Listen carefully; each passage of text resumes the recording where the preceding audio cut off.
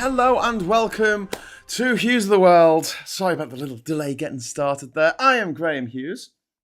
Graham Hughes. There you go. Came up that time. Had a little bit of technical problems, but nothing we can't handle. Big shout out to our friends in the chat right now. We have Billy Kershaw in there. We've also got Michael Warner and Dark 4x4. We've got Andrew Dixon. Hey, Andrew. We've got Asperger's Europe. We've got Benjamin Jungen. And we've got Simon Smith and Saz and others. If you'd like to join them in the chat, just hit the subscribe button. That's what you need to do. And you can join them. So we're talking about Dominica. Thanks for getting in touch, by the way, about the correct way of spelling that, Andrew.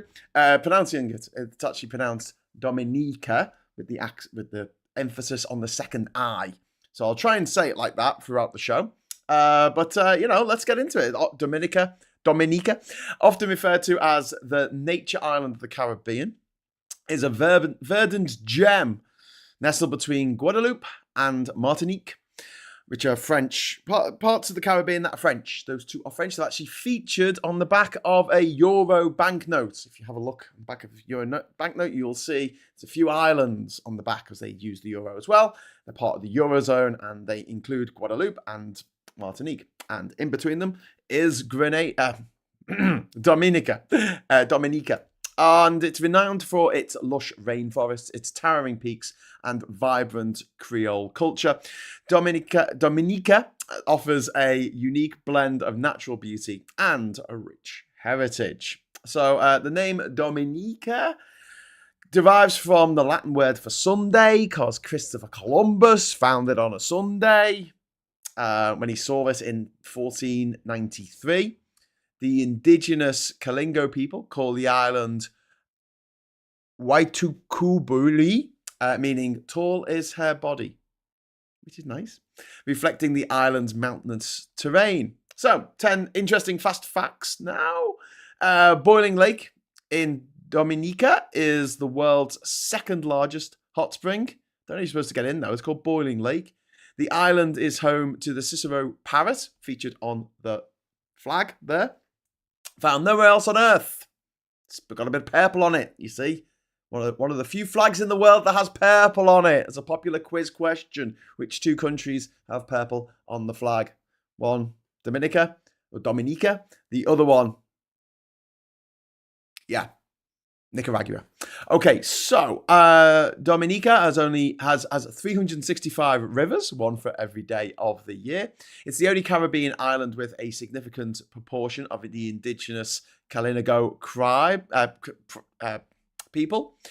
Also, the island's Morne Trois Pitons National Park is a UNESCO World Heritage Site. I think the whole island is a UNESCO World Heritage Site, to be honest with you. Dominica is a member of both the Commonwealth of Nations and La Francophonie, the Francophone nation of Ireland. So it was French for a bit, then it was English, then it was French, then it was English, and then it was independence. I'll come to that in the history section in a bit. The island's got no direct international airport. Access is only via regional flights from elsewhere. Dominica's Creole language is a blend of French and African linguistic elements. The island has a volcanic origin with 9 active volcanoes. It's actually the youngest island in the chain. Geologically speaking, it's still like 63 million years old. And Dominica's independence from the UK was achieved without violent struggle, which is always good. Okay, let's dive in to the geography. Let's go into the geography, shall we? Oh, there we are. There's our planet. There's old Worldy, as I like to call him. Hello, Worldy. How you doing? Look at the size of Africa. Africa is just massive. Look at the size of it. It's huge. And there you go. India, China's big as well. Look at the size of the Pacific Ocean. I mean, that's just crazy. That is like an entire half of the planet. It's just water, man. Just water. Anyway, so we're going to be here. See where this little tag is, right? We're going to zoom in. We are going to zoom in to the Caribbean. Here's the Caribbean. And what I'll do is I'll switch between this and this view, right? Because what I want to show you is the important thing that you got to sort of realize about the Caribbean, right? This is all around big tectonic plates, right? And so essentially you have a chain of islands. Look how much in a chain these islands are. You got Barbados, which is a little bit out there. So I'll make the text a bit bigger. You got Barbados, which is a little bit out from the others.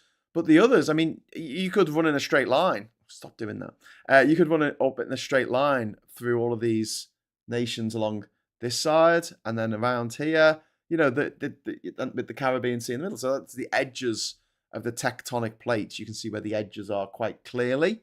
And it's interesting because in the middle of the Caribbean, there's no islands. And then all around the outside of the Caribbean is all your islands, which is sort of fascinating bit of geography. So if we zoom in here to these are the Antilles Islands, as they're called together, or the West Indies or the Caribbean. You've got Anguilla at the top, which is Virgin Islands and Anguilla. You've also got St. Kitts and Nevis. You've got Antigua and Barbuda. You've got Montserrat, which is British. Guadeloupe, which is French. We've got Dominica here.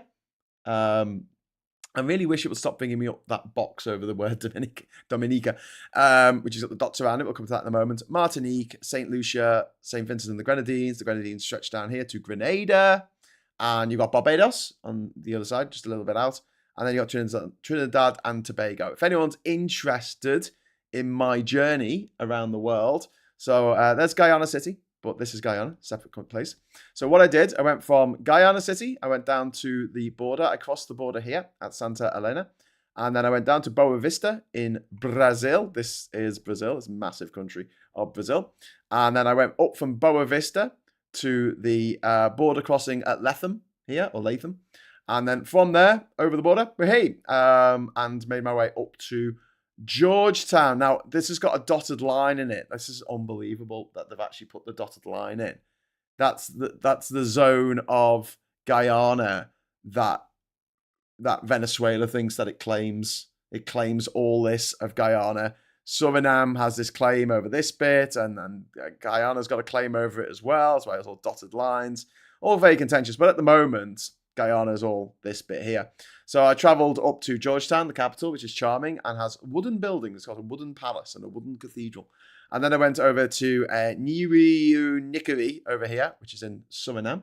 Then I came back, went to Georgetown, and then I took a boat from Georgetown here, and I headed north, Mr. Smacker, to Trinidad and Tobago. Well, I suppose northwest to Trinidad and Tobago. Then I went to Grenada. Then I went to St. Vincent and the Grenadines. Then I went over to Barbados. Then I went over to St. Lucia. And then there's a ferry, getting there and away. There's a ferry from St. Lucia to Martinique to Grenada, which is here, which doesn't have a name on it at the moment. Let's zoom in. There you go. There's Dominica. Sorry. God, I'm not with it today. You can get a ferry boat from St. Lucia to Martinique to Dominica and then up to Guadeloupe. You can do that, which is really cool because there's nowhere else in the Caribbean that you can do that, really. There's no ferries. It's very annoying. You've got to kind of get around on like hitching rides and shit like that. So let's zoom in. It's in the Eastern Caribbean Sea, as you can see on the map here. There's the Caribbean Sea.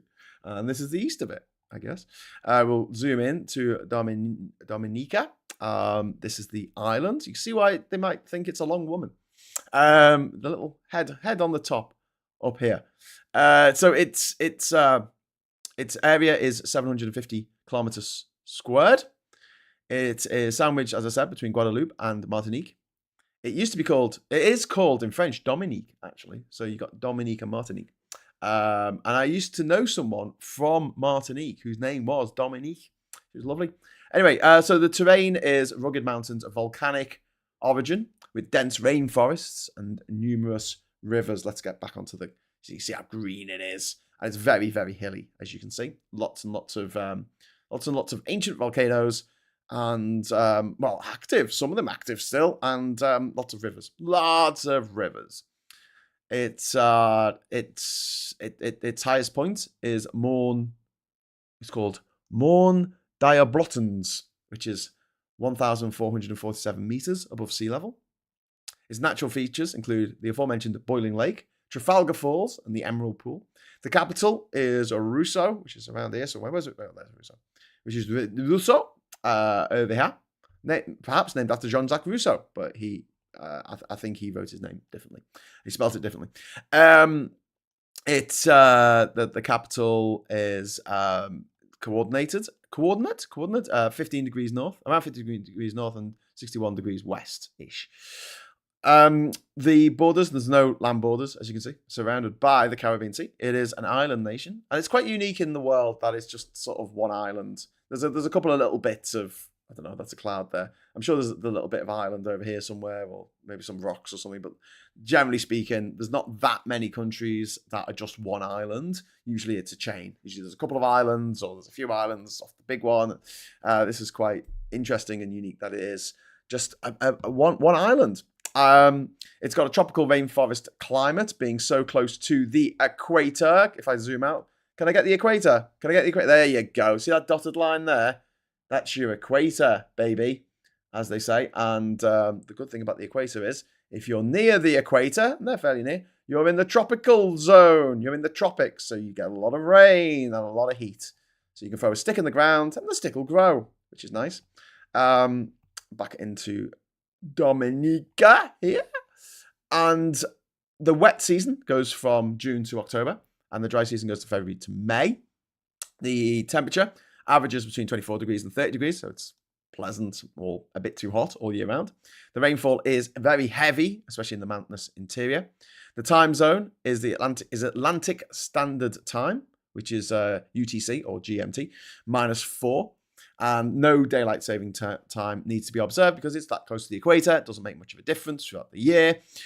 The capital is, like I said, Rousseau, and it's a population of approximately 16,000, which features colonial architecture, botanical gardens, and vibrant markets.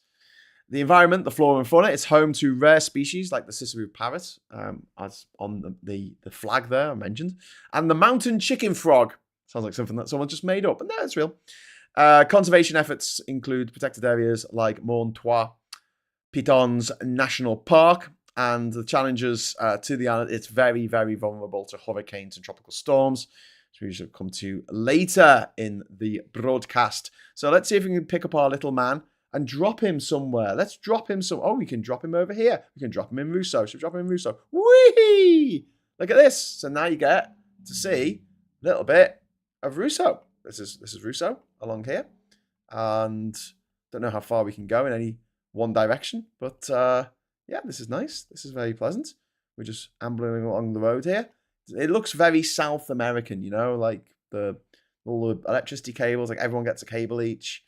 There's no rhyme or reason seemingly. I can just go along this little bit of road. Isn't that nice? I can't go any further. It's not letting me. Let me go further. Can I go anywhere else? No, it says. Sadly, because the sun is a deadly laser. Let's expand that for a little bit so I can see where else I can pick my man up and put him off. Pull him off? What? Put him somewhere else. Let's put him over here.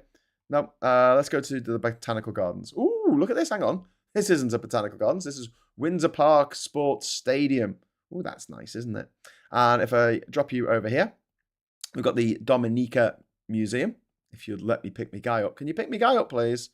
No, he's not being very. Oh, there you go. What? This isn't the museum. I don't think. Is this the museum? Is that it? That can't be it. That can't be it. Can it? I don't know. Let's look out to the water. Ooh, there's a ship. It looks like it's broken in half. That's what happens when you stitch two pictures together. So yeah, that's a MSC, Mediterranean Sailing Company, I think, or something, isn't it? I think it's Greek, that. And over there you have a hotel, which is nice. But this is fairly pleasant. It's not that pleasant, like it's just a city. Let's pick up our man and let's see if we can go groove on somewhere else. Let's get our groove on somewhere else. Woo! That's fun. Should we see if we can we go to the top of a volcano or something?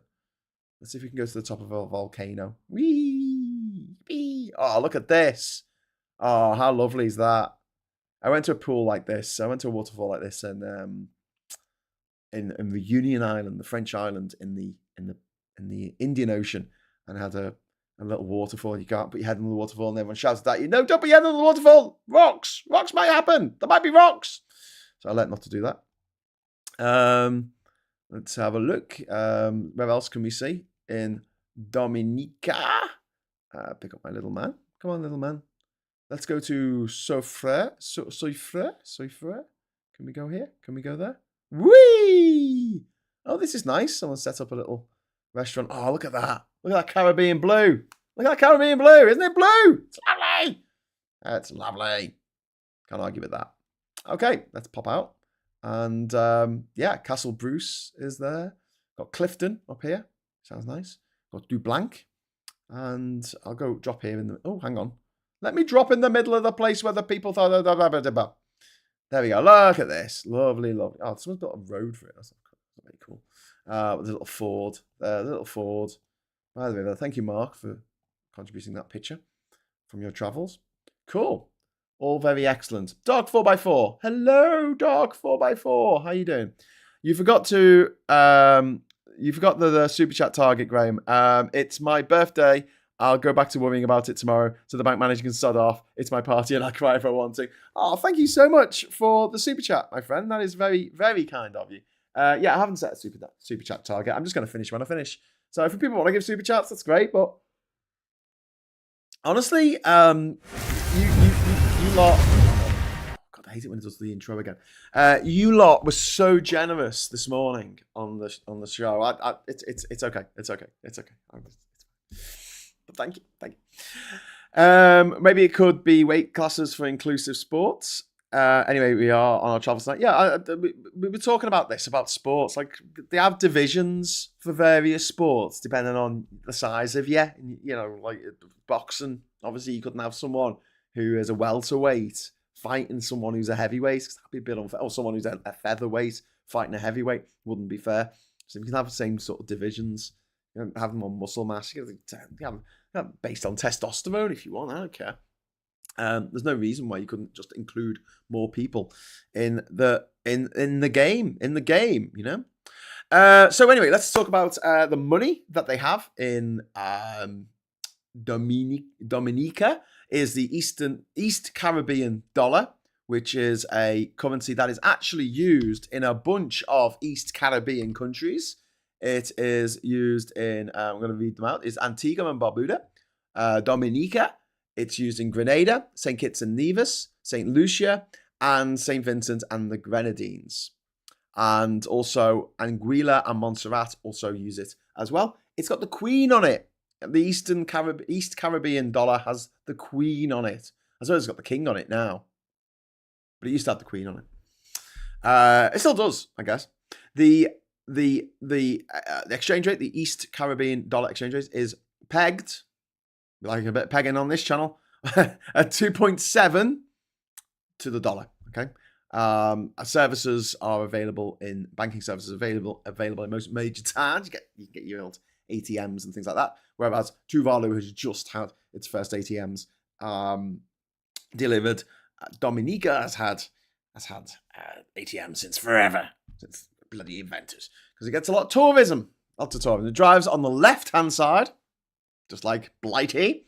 The flag is a green field with a cross of 3 bands, yellow, black, and white, with a red circle bearing the Cicero parrot, encircled by 10 green stars. Its symbolism of the green is the lush vegetation of Dominica, and the cross symbolizes the Trinity and Christianity.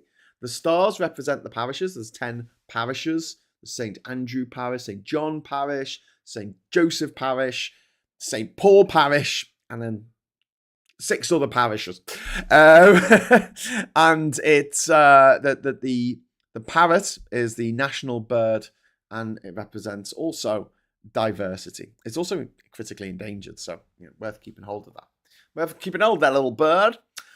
So the national anthem is called Island of Beauty, Isle of Splendor, and this is the bit where I try and make it so you can listen to the anthem with me. Come, join me for the anthem. The anthem of... Oh, hang on. I'll put 10 right things on. The anthem of Dominica. No sound has come on as yet. It might be doing that thing where the sound doesn't quite come on. I'm just gonna head across because I think. Oh, do you know why the sound hasn't come on? Do you know why? Because I've muted. I've muted YouTube. Right, you boob. Right, let's press play again. Let's do it. Do you want to head over? We'll watch the words come up together. Here we go. We should actually get sound now. If you don't get sound, I'll be very upset. I'll cry on my way to the bank. Still no sound. Oh, there we go. It just came on. Didn't mean to. Oh, that's nice. Oh, yeah. Digging this. It's a 70s anthem, isn't it? Gazing wonder at thy gifts so rich and rare. I love the harmonies. Hills and mountains, Yeah. all these gifts we do extol. It's got a bit of Carole King going on here, hasn't it? Carpenters. All fountains giving I like this. that warms the Cheer that warms the soul. How much better than God Save the King is this? Dominica, God has blessed thee with a climate benign and bright. Actually, this is a 60s song. It's not a 70s song, it's a 60s song. And flowers of beauty filling all with pure delight. And a people strong and healthy, full of godly reverent fear.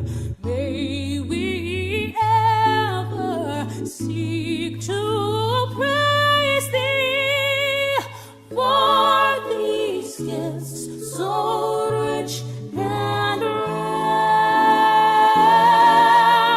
Come ye forward, sons and daughters of this gem beyond compare. Oh, this goes on a bit. We're going to have to wrap it up in a moment. For honor, sons and daughters, do the right, be firm, be fair. Toil with hearts and hands and voices. We must prosper. Sound the call in which everyone rejoices. Okay, that's a bit much. For each I wouldn't be able to do that at karaoke. Wow,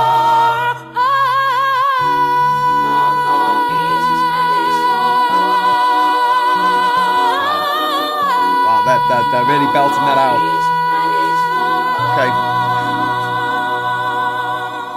Okay, lovely. Okay, that was lovely. Thank you for that. I don't think I could sing that. I really don't think I could sing that. I don't think I'll do very well. So that was the anthem of Dominica. It was written in 1967. Well, it was adopted in 1967. It was written by Wilfred Oscar Morgan Pond, and the composer was Lemuel McPherson Christian. And yeah, that was quite nice. It was quite. It's all right, wasn't it? As things go. And what's everyone saying in the chat? Hey Sarah, how you doing? Hope Sarah's all right. I do. It's been a bit of a shit. It's been a bit of a shit few. I was gonna say weeks, but actually it's been a bit fucking shit few years, hasn't it? But I mean, we're all going through it together in some degree or other. So at least it's not all just shit on your own. Anyway, but yeah, Eurovision vibes. I don't know. It sounded more like a. It sounds to me more like what do they call it, like a church music, like gospel church music. I liked it. I thought it was good. Get rid of this thing. Don't need to listen to that anymore. Anyway, so where was I? Oh yes, we were talking about the population. I think it's approximately 72,737. That's the 2022 estimate. 72,000. It's not a very big country. The population density is around 105 people per kilometre squared. The urbanisation is around 72% of the population live in urban areas. The demographics, 85% of the population, thereabouts, are of African descent. And then you've got mixed race people who are of 9%. And then you've got the indigenous, the Kalinago people, who are about 3.8%. And then you've got other people making up the other 2.5%. The official language is English. However, there are vernacular languages like Dominican Creole French, which is widely spoken. And there's Khoi Khoi, which is spoken in northeastern villages like Marigot and Wesley. Shut up, Wesley. The religion is predominantly Roman Catholic. It's predominantly Christian, and the Roman Catholic, 52.7%, Protestant, 29.7%. And that includes Seventh-day Adventists, Pentecostal, Baptists, Methodists. And there are some Jehovah's Witnesses on the island. You'll get some Rastafarians, and there's a few people who are bloody atheists. Think they're so smug, don't they? Atheists. And my favourite religion of them all, unspecified. The Deneman is Dominican, which is a bit mad because if you're from the Dominican Republic, you're called a Dominican. So you're the Dominican if you're from. I think I'm getting this right. The difference between them. It's a bit like if you're from the Democratic Republic of Congo, you're a Congolese, and if you're from the Republic of Congo, you're a Congolese, which is a bit tricky. I think one's spelled with an A or something, and I think they have this problem with Niger and Nigeria, because you have a Nigerian and a Nigerian. It's got anyway. So yeah, back to Dominica. I think it's pronounced a Dominican rather than a Dominican, which would be if you were from the Dominican Republic. Oh, keep up. So the type of government is a unitary dormant party parliamentary republic. It has a president, who at the moment is Sylvanie Burton. It has a prime minister, who at the moment, this says it's Roosevelt Skerritt. I want an opinion on that. Is Skerritt still about? I thought Roosevelt, there was someone called Rosie. There was a guy called Rosie who was prime minister for like a few weeks, and then he died in 2000. Maybe it's a relative. I don't know. The legislature is a unicameral House of Assembly. So there's a parliament there, they have prime minister, and they have a president. Got independence from the United Kingdom on the 3rd of November, 1978. Its total area is, like I said, 750 kilometers squared.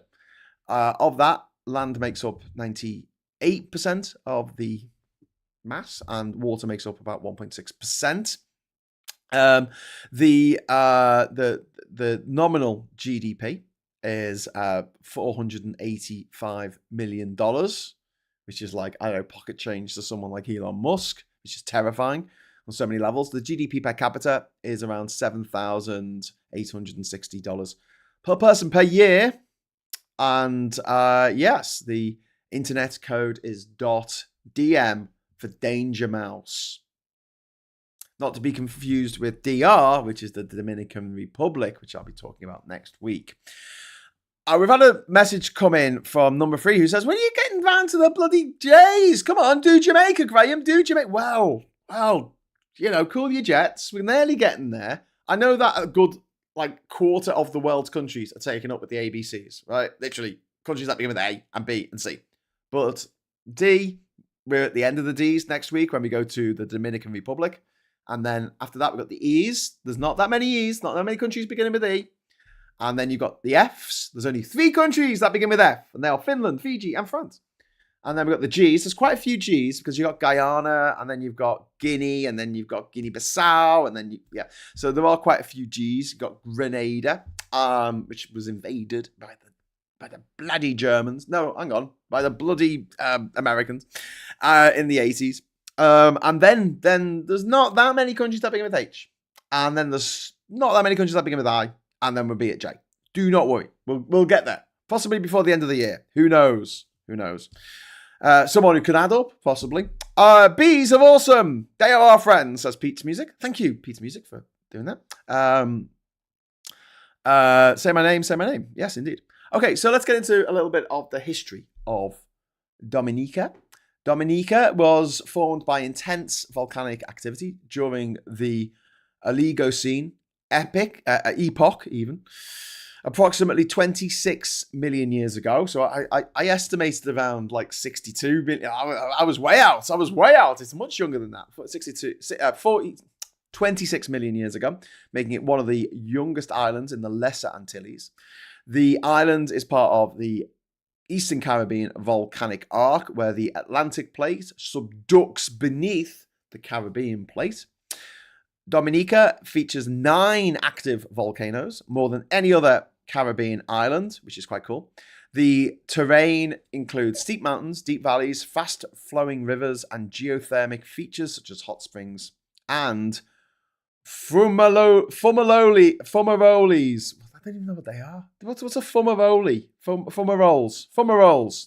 Someone in the chat, tell me, look up fumarole. I don't even know what that is. I put it in my notes. I'm like, maybe I put a little asterisk, so like, look this up, Graham. So you're not like a dickhead that you don't know what a fumarole is. But if you can find out what a fumarole is, that'd be wonderful. I thought there were those things that went up the like halfway between a sort of tram and a lift.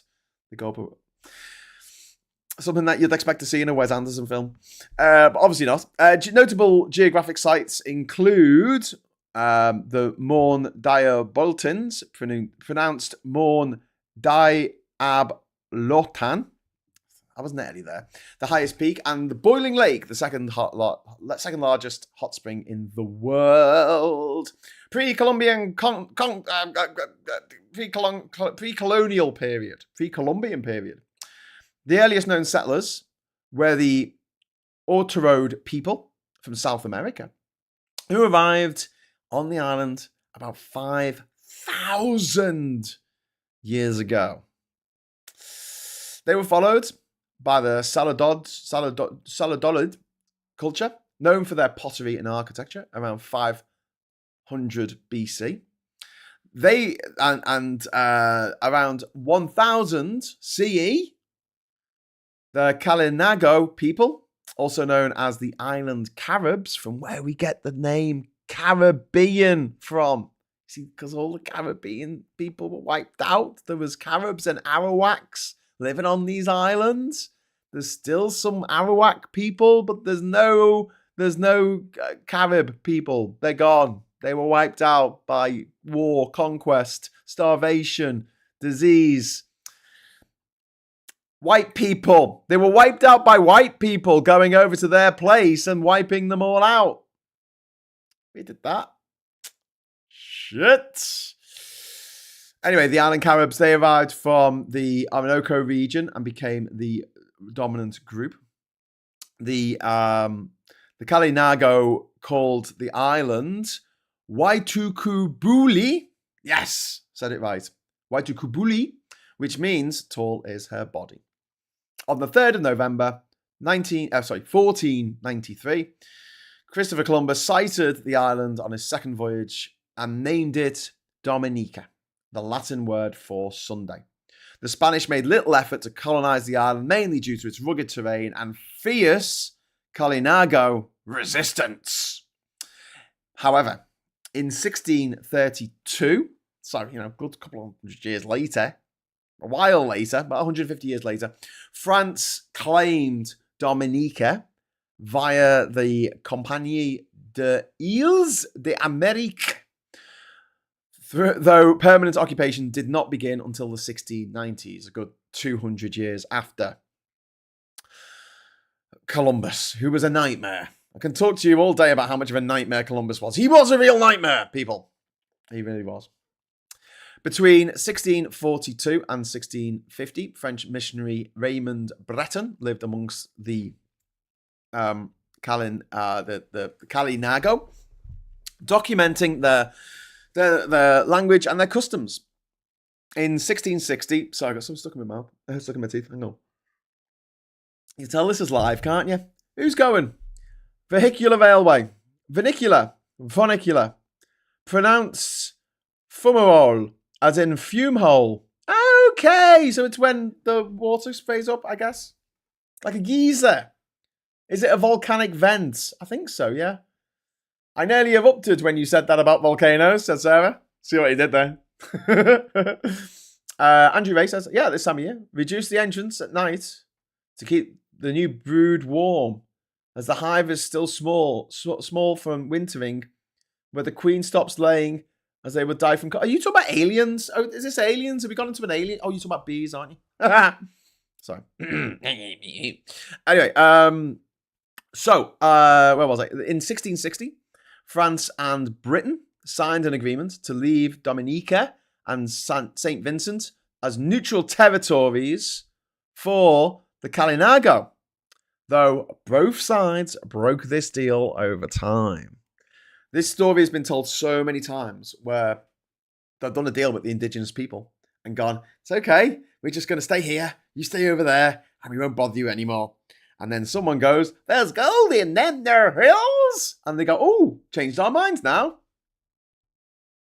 People of North Dakota. Now we're just going to take everything and kill you. Happens a bit too much for my liking, to be honest with you, in history. It's almost as though we should, I don't know, pay some kind of reparations for it. By 1690, French woodcutters from Martinique and Guadeloupe established timber camps, later bringing enslaved Africans to work plantations. By 1727, a formal French administration was established under Governor Monsieur Legrand. The island was divided into districts called quartiers. The Largo embargo. Isn't the ghost pirate LeChuck? Isn't it Legrand? Isn't it whose surname was Legrand in Monkey Island? Wasn't there a Legrand? I'm pretty sure there was a. Someone tell me in the chat. Someone who's more with the annals of Monkey Island. I'm sure there was a Legrand in there somewhere. Anyway, French settlers cultivated coffee and cocoa, relying on enslaved labour. Sugar was less prominent due to the terrain. And then we entered the British colonial period. During the 7-Year War, British colonial forces, they captured Dominica in 1761. The Treaty of Paris of 1763, which gave neighbouring Guadeloupe to the north back to the French, but took Canada in return. They went, we'll have that. And they did. So, that happened. And Britain, the island was officially ceded to Britain in 1763. French forces and Dominican Creoles briefly retook the island in 1778 during the American Revolutionary War, which some have said was a proxy war between the British and the French. Because the French wanted to screw over the British, so they encouraged the Americans to break away from Britain. Because that happened. Anyway, the island was then returned to British control a few years later under the Treaty of Paris. Another Treaty of Paris, a different one, presumably. British planters developed sugar and coffee plantations, importing enslaved Africans by the thousand. Hillsborough Estate was one of the most notorious. In 1831, the Brown Privilege Bill gave free men of colour political and civil rights. Slavery was abolished across the empire in 1834. And by 1838, Dominica became the first British Caribbean colony with a black majority legislature. Now, of course, Whitey couldn't allow that to go for very long. But at the time, many legislatures were formerly free peoples of colour, persons of colour. They were small landowners, merchants, and professionals who challenged the planter class. Old Whitey, who only made up a tiny percent of the population. In 1865, Britain restructured the legislature, reducing elected representation.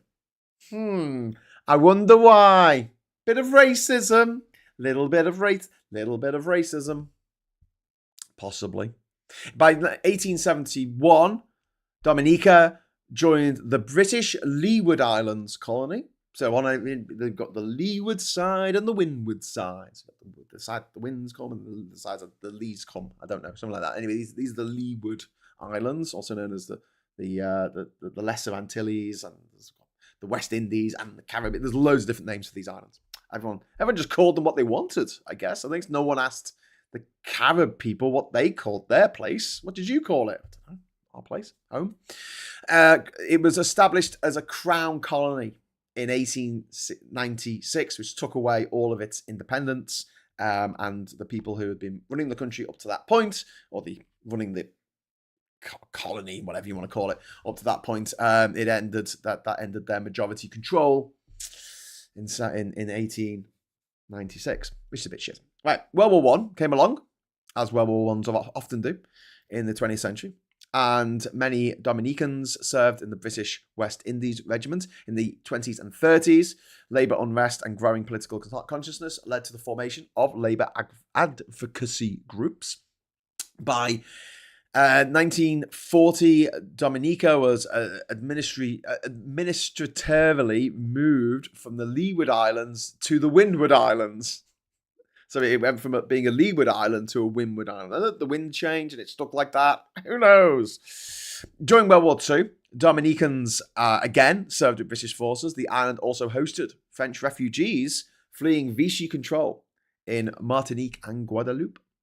There's a movie in that, I'm pretty sure of it. In 1958, Dominica became a member of the short-lived West Indies Federation. The federation was dissolved in 1962. Dominica became an associated state of Britain in 1967 with self-governance. 11 years later, on the 3rd of November 1978, as I mentioned earlier, Dominica became an independent republic with the Commonwealth, and Patrick John became the first Prime Minister. In 1979, following protests and strikes, John's administration collapsed, and Olivia Serafin, which is a great name, isn't it? Hello, Mr. Serafin. Took over as Prime Minister. But then in 1980, Eugenia Charles of the Dominica Freedom Party became Prime Minister. The first female Prime Minister in the Caribbean, only a year after Margaret Thatcher became the first female Prime Minister in the UK. And she stayed in the post for like 15 years. She was there quite a while. But the early years were rocked by a couple of coup attempts. The first was an armed attack on a police headquarters led by Major Frederick Newton. And one officer died in that attack, and Newton was executed in 1986. I don't think they still have the death penalty now, but they did then. The second, which was called Operation Red Dog, involved American and Canadian white supremacists. I mean, I just, there's a movie. Just make that movie. Make that movie. They wanted to restore Patrick John as PM, and it was foiled by the FBI, by the way, before it began. Like the people who the white supremacists rounded up to be part of this coup attempt, they didn't know they were part of a coup attempt. I mean, it was the most cack-handed attempt at a coup possibly in history. And there have been some cack-handed coups out there. This was off the charts and just, what are you even doing? What is this, police academy? Anyway, so in the 80s and 90s, there were a series of natural disasters and economic challenges. The saw economic stagnation in the country due to banana prices falling and hurricane damage. Although that's turned around in recent years because of income coming from cruise ships. But I want to talk about that, so I will circle back to talk about that. Hurricane David in 1979, Hurricane Allen in 1980, and Hurricane Louis in 1995 all caused major destruction.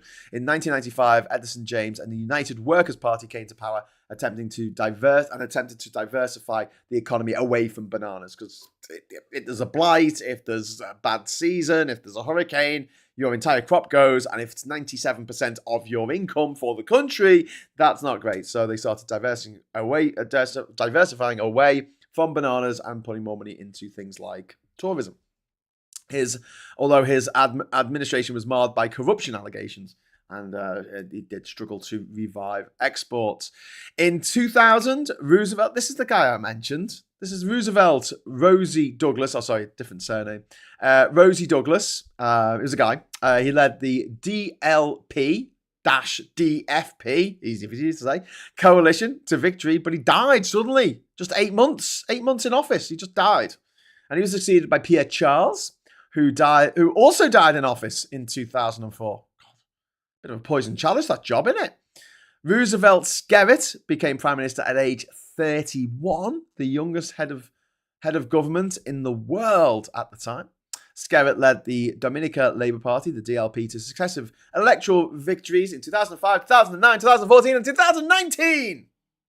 Recent events: Tropical Storm Erika caused absolute carnage in 2015, killing over 30 people, causing landslides, severe flooding, and displacing thousands. In 2017, Hurricane Maria made landfall as a Category 5 storm, destroying 90% of the infrastructure and housing stock. The government began rebuilding with support from international partners, focusing on climate resilience and green energy. And in 2024, Thea Lafond won Dominica's first Olympic gold medal in the women's triple jump. So well done to Dominica for that, Dominica. So back to the chat. Let's have a look. It's horrific what's going on around us at every front. In the end, all we got is each other and hugs. Yes, we do. We, the less got shit. But look, we'll still be here. Don't let the bastards grind you down. I know it's a cliche, but it's true. All they want is for you to shut up and go away. And the best form of resistance you can do at the moment is by not shutting up and not going away. Continue to make a fuss. Continue to kick off about this shit and say this is wrong. This isn't right. This isn't the way that we want to live our lives. The world will survive us, and humanity will survive the likes of Trump and all those dickheads who are trying to do these awful things to everyone. Benjamin, there's so many bugs here in California. Simon says, imagine the brain dead thoughts behind loading a ship with weapons for a white supremacist coup in the Caribbean in New Orleans port. Yeah. What they were going to try and take over an island where the people who live there, over 90% of them are black, and you're going to be white supremacists over it.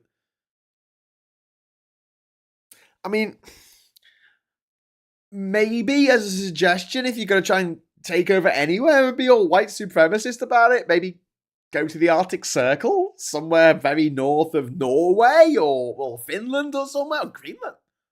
Oh no. Oh no. Don't do that. Don't step away. Step away from the Greenland. America, looking at you. Bad idea. Okay. But I think, Graham, you're right, says Pete's Music. Thank you. Oh, do we get to use my I've got a new little animation that I don't know if I've shared this with you yet, but I'll try and grab it. This is my new little animation. Maybe I have shared it with you. I don't know what's going on most of the time. I just do what I'm told. But the voice is in my head. So yeah, this is my new thing. It says, I was right. Hurrah! Thanks. But also, because it's important to have this, I do have an I was wrong. And I accept responsibility. Because that does happen now and again. Not often, but it could happen.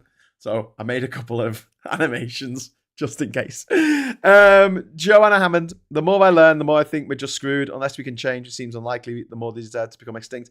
I don't think we're just screwed. Honestly, look, the worst case scenario out of everything is nuclear war. I don't think we're heading towards that. I really don't. I don't think that's me being naive saying that. The Russians haven't got any nuclear weapons that they can actually use. And although there might be mad people in charge of America at the moment, I don't think they're mad enough to make it so no one buys their stuff anymore because we're all dead.